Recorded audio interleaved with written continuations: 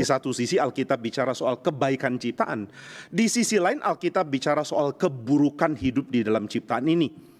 Di satu sisi kita menikmati memuji Tuhan karena bagusnya ciptaan, di sisi lain kita juga bergumul meratap kepada Tuhan karena penderitaan hidup yang kita alami.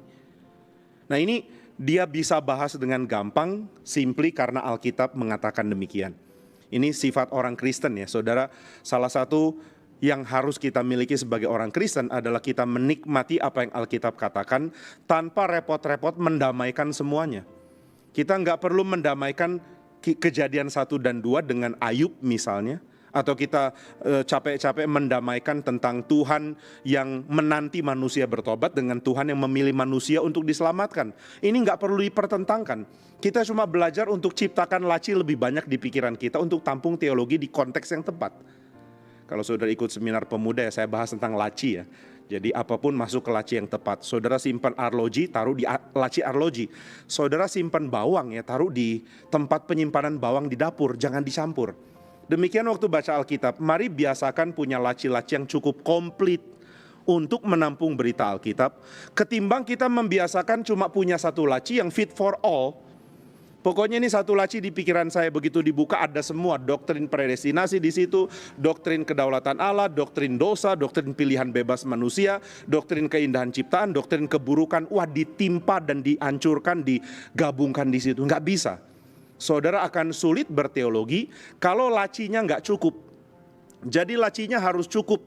Laci yang khusus untuk menampung sesuatu yang khusus bidang itu, dan laci yang menampung bidang yang lain. Lalu kalau saudara bilang, lo terus gimana mengharmoniskannya? Jawaban saya adalah setiap laci ada konteks. Saudara nggak perlu mengharmoniskan, nanti hidupmu akan harmonis dengan laci tertentu. Ketika saudara mengalami misalnya dokter memvonis saudara, engkau punya kanker yang akan mematikan, dalam waktu tidak lama kamu akan mati.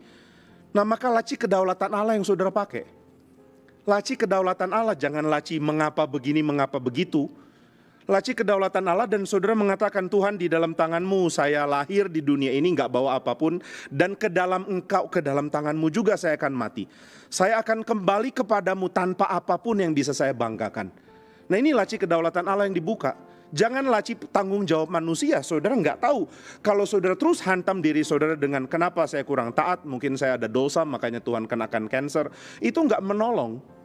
Nah demikian ketika saudara dinasehati untuk bertobat dari dosa, jangan buka laci kedaulatan Allah.